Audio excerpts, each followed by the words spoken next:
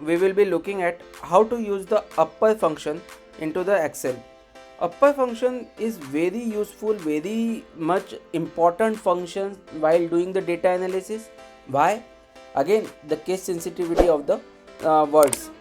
While doing a data analysis or while we are developing our algorithm into it happens that we make that the algorithm works on the case sensitive format, like all the letters should be in the upper form, means capitalized letters, so that there will not be any issue in our algorithm generating the results.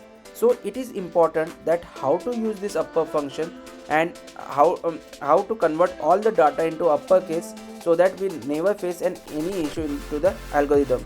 So how to use it, let's see. uh, Go into the cell where you want to use the upper function, use type equal to, then use upper upper, and then open bracket, and then put in the text. Right now I will put the raw data text so that it always become very easier for you to understand.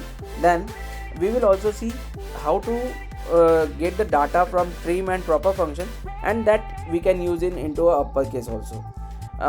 Can we use trim and proper function in tandem with the upper? Yeah, that will also be possible. We'll see in the next video. So coming back to this video, upper, just close bracket now and enter. What you see, you will see that all the letters in the given cell are capitalized, like cricket, bat, balls, match, all capitalized. Now if you just drag it down, you will find that all the letters are of all the cells are capitalized. All the letters are capitalized, so that whatever the algorithm we put, we can do like in all letters in uppercase, and there will not be any problem in our data analysis.